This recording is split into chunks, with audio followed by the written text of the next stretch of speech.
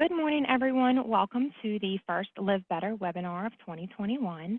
I am Erin Strain. I am your 2021 Live Better Committee Chair. The Live Better Committee was started by the Chamber of Commerce about 3 years ago. And just a little bit about the committee. Our mission is to create and maintain a culture of health and wellness among business, community, and the St. Tammany Parish residents through educating employers on the importance and implementation of health and wellness programs. I think that what we have planned for you guys today really fits into our mission. Before we get started with our presentation, a couple of housekeeping items. This is being recorded. It will be emailed out to all of you once the webinar concludes. If you have any questions for either speaker during the presentation, please drop them in the Q&A box that you will find at the bottom of your Zoom. And if we have time, we're definitely going to try and answer those questions for you. If not, we'll try and follow up afterwards. And then also a reminder that the Live Better Wellness Luncheon that has been rescheduled 3 times is going to be on April 28th. There is still time to register if you're interested. First, we are going to hear from Courtney Schroeder. Courtney is joining us today from Humana. She is the Regional Wellbeing Practice Leader, and I'm going to toss it to her and let her tell us a little bit about herself and about Humana Wellness. Good morning. Can you hear me okay, Erin? Yeah. Okay, great. Hi, everyone. Courtney Schroeder, exactly as Erin said, I come to you with 13 years of corporate wellness experience, working both as a director of client relations on the vendor side, and on the flip side of that, I spent 2 years at Gallagher as a consultant. I mention that just because I really am responsible for our go-forward strategy with well-being. I help onboard our new prospects, working very closely with Rhonda, and getting people set up with wellness programs. So at Humana, we have a very strong EAP program, which I won't get into because you're going to hear a lot about the benefits of that and the importance of that from Randy. But I did just want to mention quickly, we also have a more traditional wellness program called Go 365. Very strong in helping support employers and their employees with physical health, with things like biometric screenings, preventive care, making sure they're getting connected with their physician. But on the flip side, we also recognize the importance of holistic whole person health. And so Randy, again, will tie that in and we'll talk about that today. We know that this is so important in helping employers mitigate healthcare spend and really addressing the physical health and those chronic conditions of members. And then we help you facilitate the program.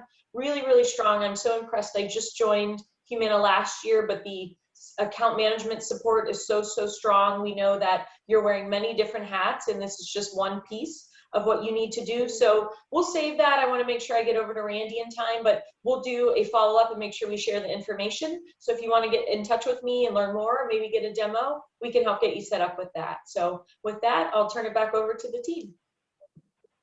Thank you so much, Courtney. That was great. And we're going to move on to our presentation. So we have Dr. Randy Martin with us today. He is a licensed psychologist. And he has a presentation for us today called Making Mental Health a Priority. Mental health is so important to the Live Better committee. We are constantly talking about what we can do to bring awareness. And so we really wanted to bring awareness through this webinar to you today. Mental health is going to help us cope with the stresses of life, be physically healthy, have good relationships, make meaningful contributions to our community. So we are welcoming Dr. Randy Martin. He has a very extensive background in the mental health space. I believe his bio said 36 years. So without any further ado, I will turn it over to you, Dr. Martin. Thank you very much, Erin. Appreciate it. And thanks, Courtney. I'm going to go ahead and start sharing my screen so we can have that available to everyone. All right, can everyone see it? Okay. Yes, we can. So thanks for having me today and having us, Courtney and I from Humana, to present to you on this really important topic, especially important these days in the wake of COVID. And the election chaos and the racial strife and social disruptions that have been occurring in 2020, 2021.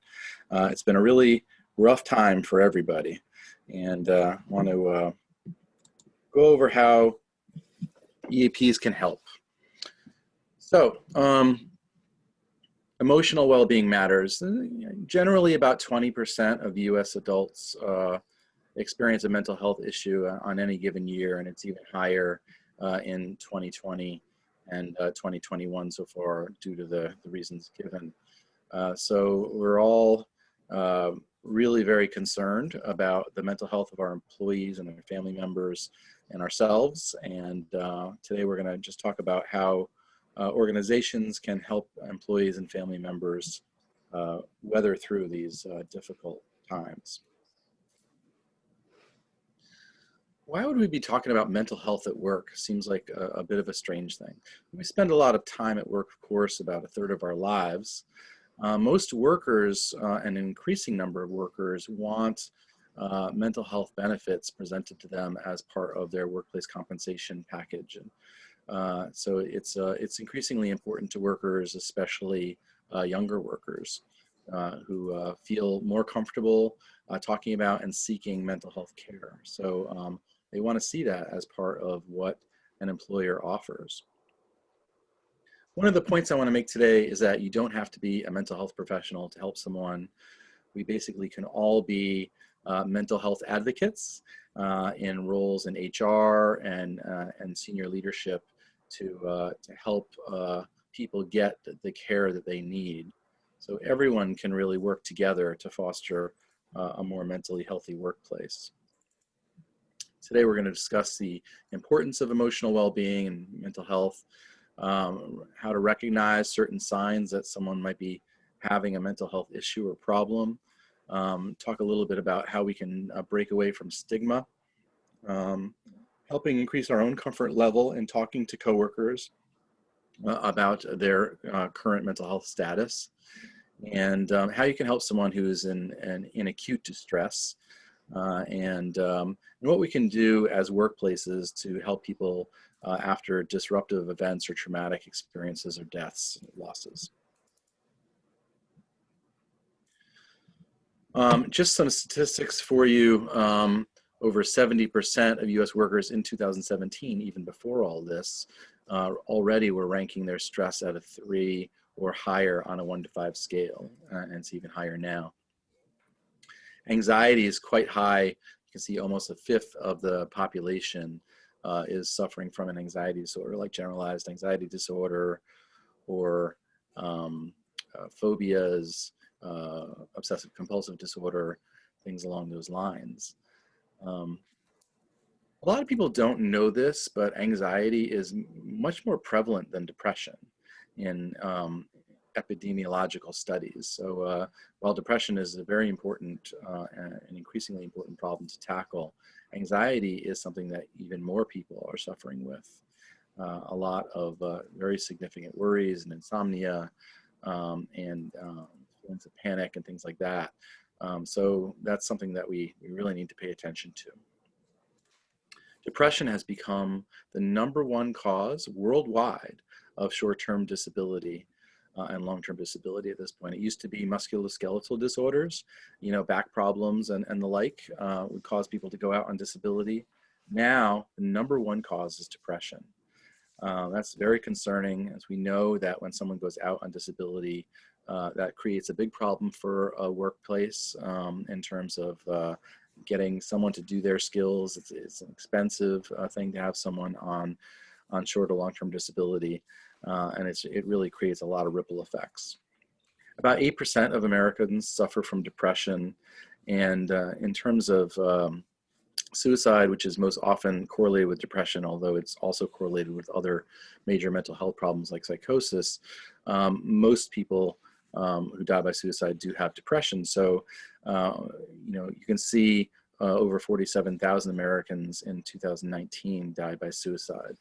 And many have suicidal thoughts that they're struggling with, and that's increased during COVID in 2020 and also 2021. Overall, the suicide rate in the US has been climbing kind of steadily since 1999, and that's very concerning. So One thing I do want to say about suicide, there's a couple of things. One interesting piece that people don't really know is that the lay theory is that suicides happen during the holidays when people are celebrating the holidays, and people who are depressed are maybe even more depressed or maybe more socially isolated, that kind of thing. That's kind of the what people mostly believe. But the truth is that the suicide always spikes in the spring.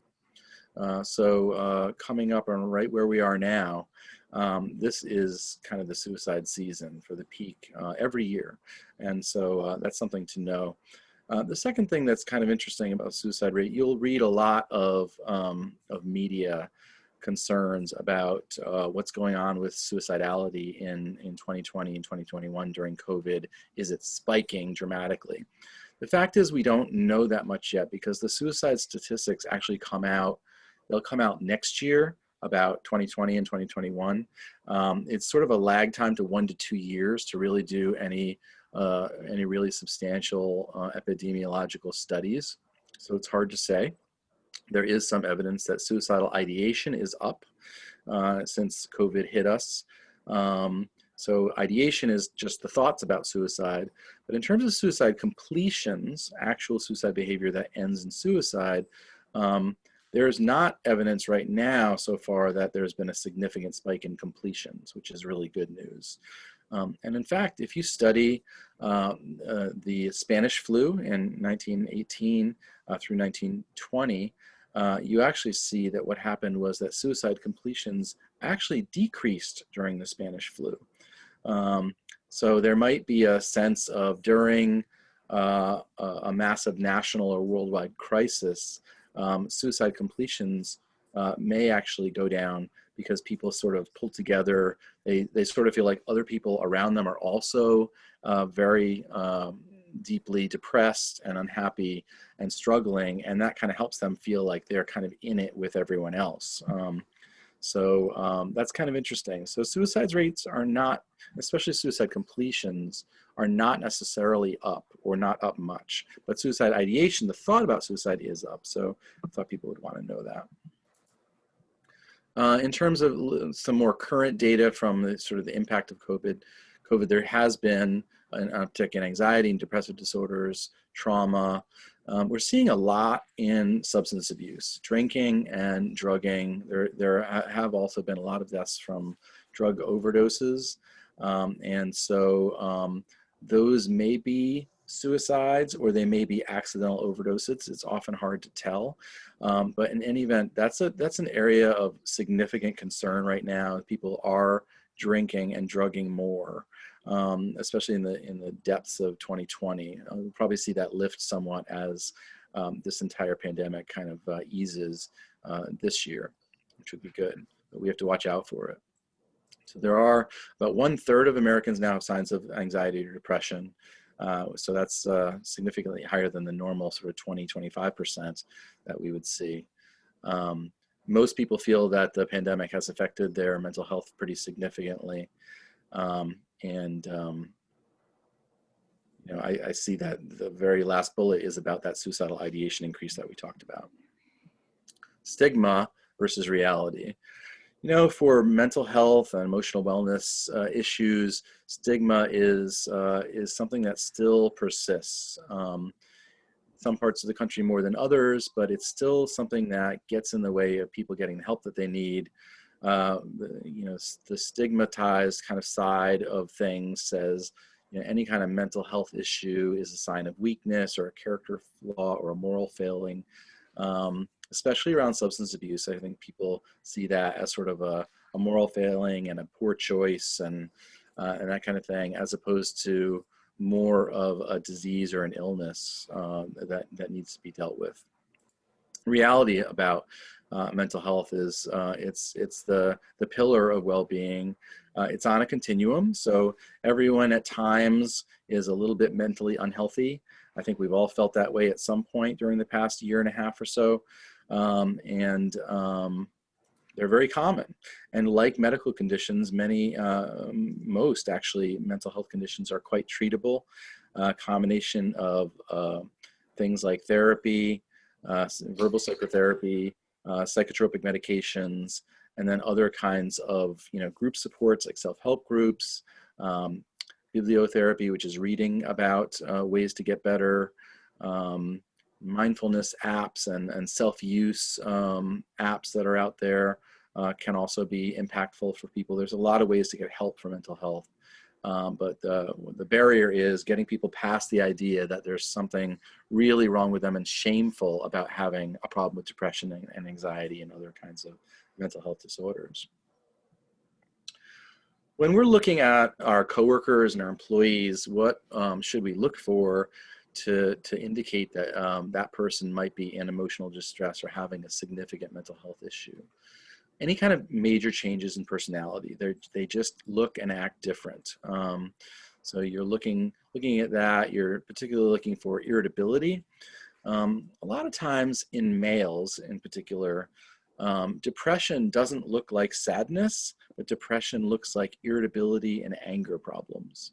A lot of people don't really correlate that or know that, but male depression sometimes looks like irritability and crankiness and having a short fuse.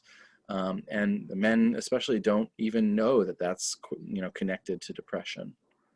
You also see people sometimes socially withdrawing, not wanting to spend time with friends or family or coworkers. Lack of self-care. Like when people were coming into the office, you could see if they looked disheveled. You could smell if they're not taking care of themselves from a hygiene perspective. With people sort of spun out to work at home in these sort of white collar jobs and jobs that are able to be worked from home, we don't recognize this as much in our employees right now.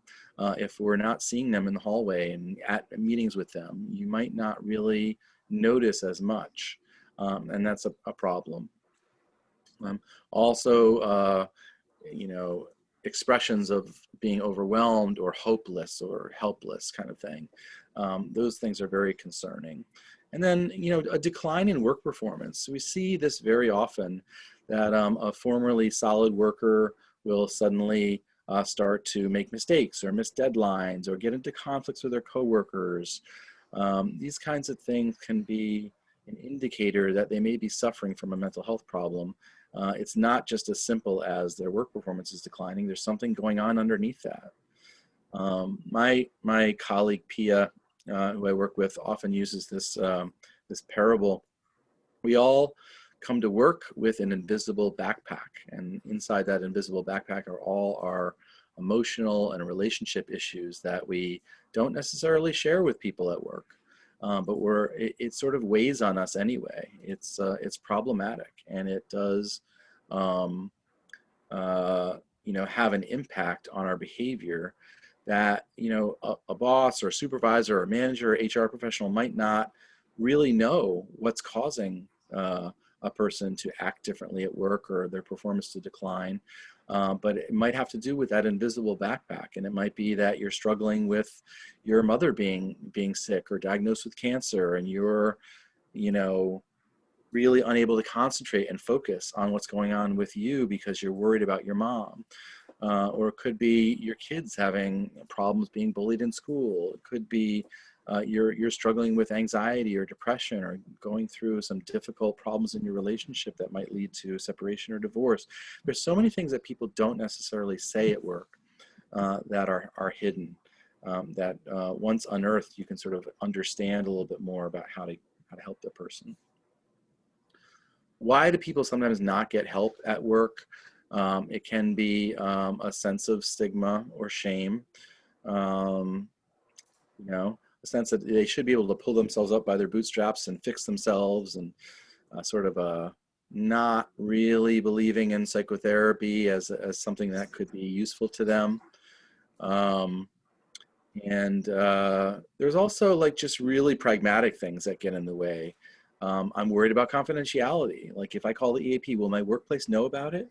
No, they will not in almost all cases, with the exception of danger to self or others that's very acute. Maybe it's the cost. Maybe it's just the copay that I have to pay for therapy is difficult for me to manage. And they might not realize that they have an EAP that's free that they can at least turn to for the first few sessions. access. Oh, I tried calling a therapist once and they said I couldn't get in for, 5 weeks, and I just sort of lost steam, and I kind of, sort of walked away from the problem or forgot to sort of follow up and that kind of thing. I had trouble getting an appointment. How am I going to fit it in? I have kids to take care of. I have a second job. I have other responsibilities. I'm taking care of my parents. I don't know when to fit it in. It's hard. They may not be available. Know that there might be virtual counseling available. That's over the phone or over video or even by text. So there's ways to get around some of these things that people may not even know about. If you see a loved one or a colleague that might be suffering, we encourage you to trust your gut. You kind of have a sense that something's not right with that person, something's going on. We encourage you to believe that you can intervene and have some kind of an impact on the direction that that person's life is taking by offering a helping hand, offering some compassion, offering some support. Remember, you don't have to be a counselor. You're not a mental health professional. That's fine. You're not trying to diagnose the person or solve their issue. You just want to point them in the right direction so they can get the help that they need, either through an EAP or a local mental health hotline. We have a lot of resources at the end of this slideshow that you'll see that are available to you that are, if you don't have an EAP, you can use. And I would encourage you to use your EAP if you do have that available in your organization. Why start a conversation with a coworker that might be struggling? You actually could save a life. Many people, just are really open to someone saying, hey, what's going on? How are you doing? You seem not yourself these days. Is there something happening in your life that's upsetting? So any kind of entree like that can really bring a person in, show that you care, demonstrate compassion, and give them an opening to finally kind of unburden themselves. Don't worry that asking about it is going to make things worse. It usually makes things better. If you're not comfortable talking to the person directly, you can say to HR or to the person's supervisor, hey, I'm worried about Jenny. She's crying a lot. I don't know what's going on. I wish someone could give her a hand. What resources does our organization have available to us for her? If you are able to talk with a person, try to listen without judging, convey that you care about them. Maybe you want to talk to your doctor or a counselor. Can I help you get in touch with someone?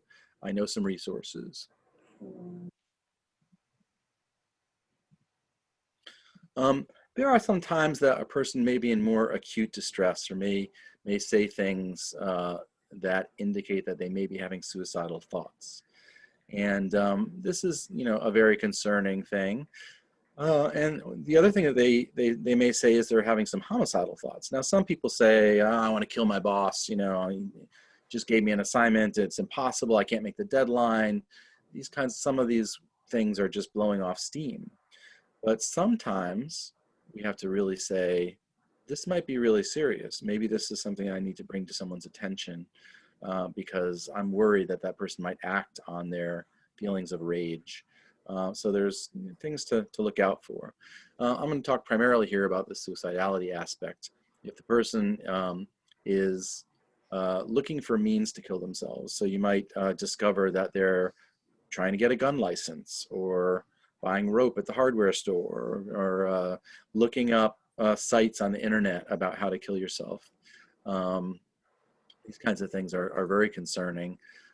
If the person discusses fantasies about killing themselves in a little more elaborated detail, or about hurting a coworker or a boss, and talks a little bit even more specifically about how they would hurt that person. Withdrawing, we talked about. Changes in moods, we talked about.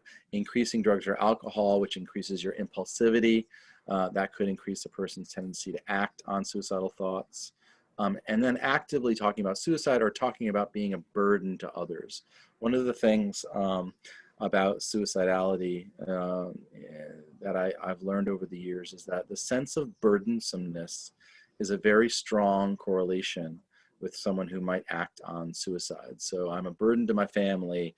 I've been bothering people for years about my depression, and I've worn out my welcome. Everyone's sick of hearing it. I'm just a burden. If you hear that kind of talk, that's more concerning. Most people give some indication that they're in extreme distress. There are some people who do not, but the vast majority of people do give hints and warning signs that are kind of entrees into, like, are you going to help me? Are you going to say something? Are you going to intervene? I need help. They're sort of throwing out signals that say I need help. So if you do suspect someone is suicidal, trust your intuition, take those signs seriously, ask the person directly. You talked about feeling like ending it all. Are you actually thinking about killing yourself? You can use those words specifically. That enables people to sort of unburden themselves and open up. Don't give advice, argue about the value of life, try to keep them in it. The main thing you need to do is get them connected to care. That's what we want you to do. So there's various ways to do that. Your EAP is open 24/7. Most EAPs are. There's 911 if it's really, really serious and needs immediate intervention. There's the National Suicide Prevention Lifeline, which is also 24/7. There's the Crisis Text Line, which is also 24/7. So there's these great resources out there that are always open, always available, with people able to do a suicide assessment and a triage to appropriate care. Resiliency, coping, and supporting employees through distressing events. How we respond to difficult times and distressing events or distressing times like the COVID challenge that's been tough for everyone, it really depends on so many different factors in a person's makeup. So it depends on your emotional and psychological resilience, and it varies quite a bit from person to person. It's quite amazing. When people go through a traumatic event, about a third of people are severely affected by that trauma and just debilitated and have long-lasting symptoms that carry with them for weeks or months or sometimes even years. And they're just really impacted by that trauma. About a third of people are only moderately impacted by the trauma but able to carry on. And about a third of people are really resilient to that trauma and don't have very many mental health symptoms. And some even experience something called post-traumatic growth, where they actually grow and expand their perspective and put things in perspective based on that traumatic experience. So they actually use it as a springboard to even better mental health. So it really depends on a lot of things. Also, your physical health status at the time that you go through something like this, your financial security, how broad your social network is, very, very important. Do you have that social support? People who are lonely and isolated or tend not to lean on other people tend to be more impacted by challenging situations. How severe the experiences were, and then also past traumatic experiences. Someone who's gone through like maybe a coworker death, but recently lost their father, just months before, that can make that coworker death a more difficult experience for them because they recently have this background of having a recent loss in another sphere of their life. And also pre-existing mental health or substance abuse issues that could be triggered or brought back to the surface by a challenging situation. Over the long term, like this COVID pandemic, these sort of drawn out stressful events can have a big impact on people. None of these symptoms listed on the page should be a surprise to you. All of that, right? And I think all of us can say that we've probably hit a couple of these bullet points ourselves, or we know family members who have. After a traumatic experience, here I'm not talking as much about the COVID piece. I'm talking about death of colleague, workplace violence incidents, accidents, witnessing of abuse, major weather events that destroyed or partially destroyed your home, things like this, really big, major traumatic events. There's a lot of things that can happen to someone after that, including re-experiencing that event, sort of a memory or a smell or a visual, sort of bringing it all back kind of suddenly, a feeling of being numb or detached and blocking out thoughts of that thing, avoidance of things that remind you of that event, and then feeling jumpy or activated or really irritable or having trouble sleeping. All those things are pretty common after a more severely traumatic event. Leaders and HR professionals have a unique role to play in supporting workplace well-being. So you should know and utilize all your resources. And after a traumatic event, and I'll use,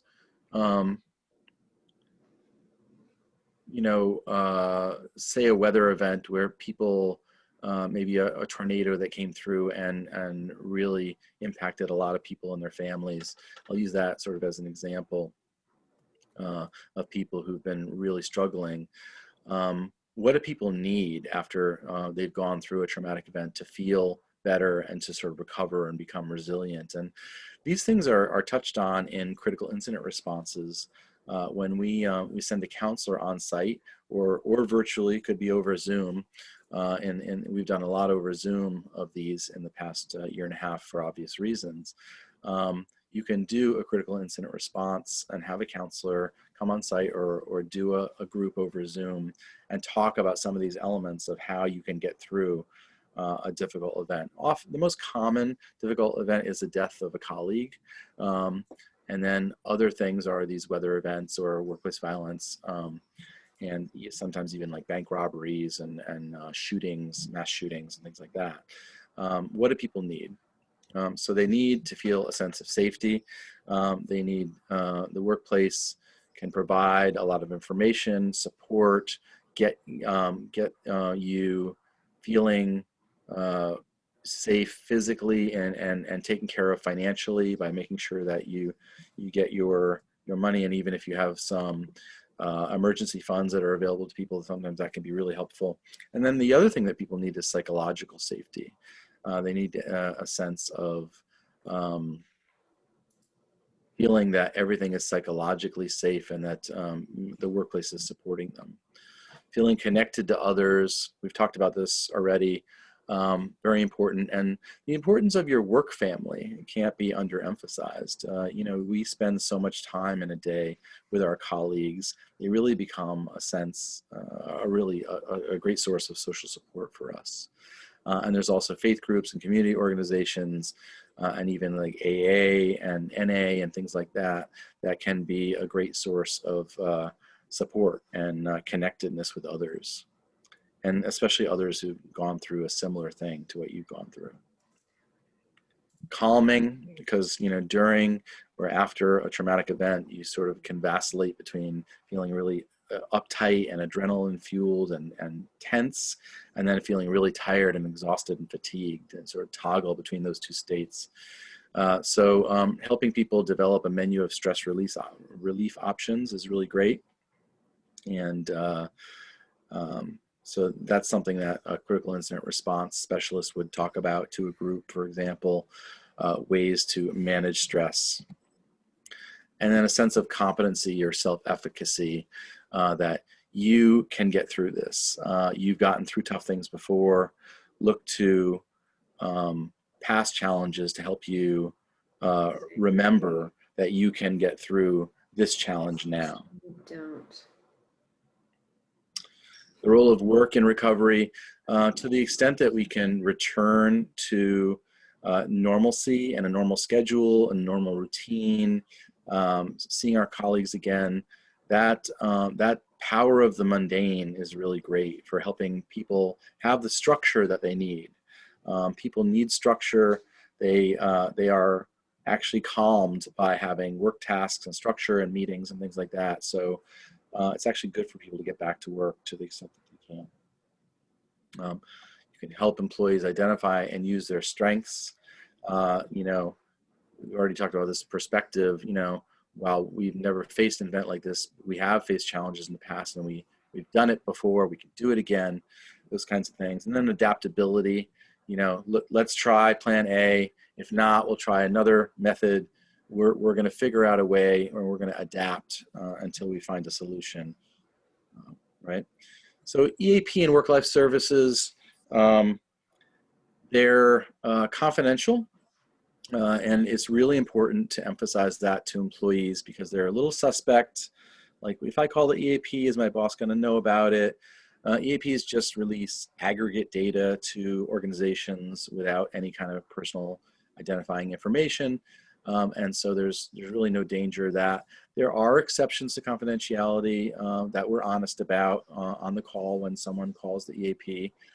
Danger to self or others, we do have a responsibility to take steps to make sure that you're safe or your coworkers are safe. So there are extreme risk situations that we would pierce confidentiality for, but they're rare, very rare. And so that's available. Also, your EAP should be able to provide management consultation services. So you would call a management consultant to talk about, hey, you know, we had the death of an employee here. Everyone really knew her for many years, and she was really a central part of our department, and everyone's broken up. And, you know, what do you suggest we do? We can, an EAP can help you bring someone on site or have a Zoom call. And also offer you guidance and support in terms of communications about how to communicate about that tragedy, that kind of thing. So the other thing that a management consultant can do is talk to you about how to deal with an individual employee who may be having mental health or substance abuse problems. So we do management referrals all the time. And what that means is that we partner with HR and with managers to help get a person help that they need. Often these are addiction situations, people with alcohol problems or drug problems that either have become obvious or they tested positive post-accident, or they confessed to their boss after they were confronted about a performance problem that they're struggling with alcohol, for example. I can't tell you the number of people that we've gotten sober through a management consultation where we partner with the manager and with the employee to get help, and then we have a feedback loop. We have certain releases that are signed that allows the EAP to release back to the employer a limited amount of information. You guys mind muting if you're not speaking? Thanks. You can circle back to the workplace and indicate that the employee is getting help and is improving and is passing urine drug screens and things like that.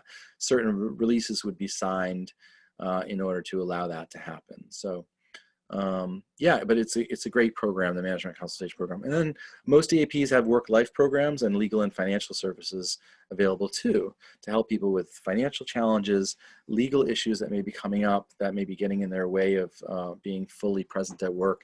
And then work-life services are sort of generally caretaking services that can help you find childcare or a special needs care or elder care for your aging parents or relatives in various ways. And they also offer convenience services like, I need a roofer, or I need a wedding photographer, or things like that. EAPs are very broad these days, offer all kinds of support, and let the work-life professionals do that research for your employees, so that your employee is not on the phone during their workday calling all around to find childcare or to find a nursing home for their parent. You know, let the work be done by the work-life services component and qualify those resources and find them for you. It's a great, great service.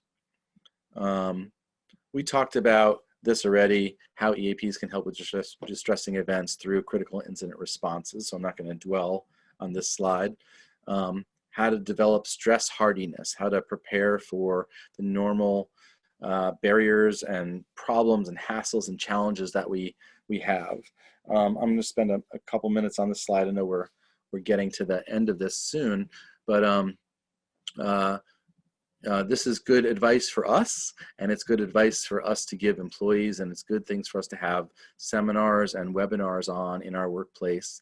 And most EAPs offer wellness webinars and seminars that cover a lot of these things. So positive nutrition, some of the building blocks to keeping us really ready to handle the challenges that come at us are, you know, positive nutrition, sleep hygiene, keeping physically active, very important in order to ward off stress is physical activity and exercise.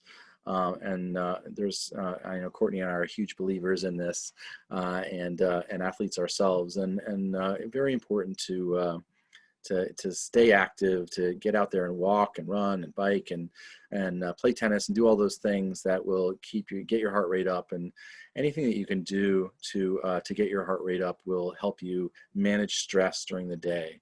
It's really important. You can deep breathing and other exercises, mindfulness kinds of exercises, or the use of any mindfulness resources that you have through your EAP or through apps like Calm. And then journaling and keeping things in perspective. We have, for example, positive psychology oriented webinars and seminars in our EAP that I wrote, so I know they're good. And they're really great around you know, things like keeping things in perspective and gratitude and forgiveness and all these kinds of ways to stay positive and build stress hardiness. So there's a lot of advice I have here. There's a great section of this deck at the end that has a bibliography that I created of books and articles and apps that I'll show you in a couple minutes. So there's many ways to promote mental health at work. I think one of the things that I haven't mentioned yet is that for leaders and managers in HR to say, hey, you know, I reached out to the AP and I got help, or I'm in counseling myself, or I talked to my doctor about my depression and she really helped me, you know, I get some medicine that was really helpful, and also referred me to a talk therapist. One of the best ways that you can promote mental health is to destigmatize it by talking about your own mental health and how you got help, or how your husband got help, or your partner, you know, things like that. You know, just saying it and bringing it out in the open and saying, hey, I got help and I think you should get help too. That's a great way to promote mental health at work. And then to really have everyone be a mental health champion, a mental health ambassador, have everyone have these tools at their fingertips. Call the EAP, call the National Suicide Prevention Lifeline, text the crisis text line, have people know that, have it at their fingertips so they can pass it on to their coworkers, because they're the ones that really notice the changes and hear about the personal issues that are going on with a person. So mental health issues are very common. We can see somewhere between 20% and 35% of people are struggling right now with mental health and emotional well-being problems. That's a lot of our workforces. Reduce the stigma, support recovery, watch the warning signs, use your EAP. All these things are great things for you to be doing. There's some great slides here on places that you can go to get additional resources on mental health and well-being and substance misuse. And then here's specifically things around suicide prevention, which are great, and the National Suicide Prevention Lifeline. I used to run the New York City and National Suicide Prevention Lifeline. It's an amazing, amazing resource of great skilled people who can help anyone in acute distress, and they even have a special section for veterans. So that's great. And then here's my bibliography that I talked about. A bunch of books there. I recommend all these books. I've read them all. I love this group of books. So if you want to hear a little more about positive psychology, I would recommend a really fun book called The Happiness Project by Gretchen Rubin. It's a really good read, really easy read about positive psychology. And then for apps, I really like the Johnson & Johnson official 7-minute workout app. You know, this idea that you have to go to the gym and work out for 45 minutes or an hour and a half gets in the way of people getting some exercise that they can get in a much shorter period of time. If you do their 7-minute workout, you will be exhausted, but you will be happier at the end of it. And you can do it twice through if you're feeling really energetic. And then there's things like the 5-minute journal, which is great, sort of gratitude-oriented journaling app and whatnot. So those are the resources, and that's all I have to say. So thanks, guys, and open to questions or commentary at this time.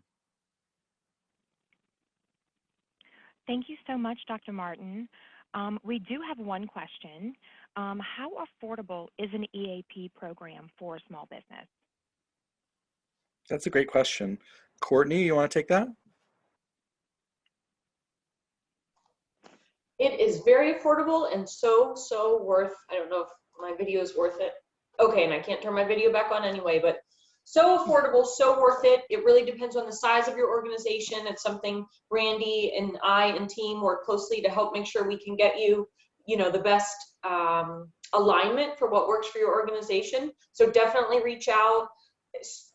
I mean, listen to all the benefits that you heard today, just so that risk reward is absolutely something that you need to invest in, and it's not going anywhere. It's only more needed. So just make sure you reach out afterwards, and it would be very tailored for your organization. Awesome. So thank you. And we do have another question. What is the best way to connect with an EAP as a provider to become a resource for employees?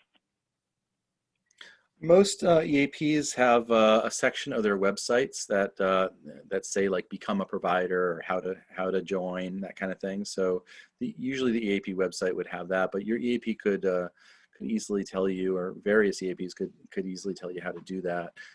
Most require a CAQH application, which is a sort of a common application that is used by many behavioral health and EAP organizations. So you fill that out, and there might be some other paperwork to fill out, but it's pretty easy to join. Thank you. Okay, well, I don't see any other questions. I really appreciate you, Dr. Martin, and you, Courtney, for everything that you've said today. I know some of it resonated with me and some things that I've come across in my life recently.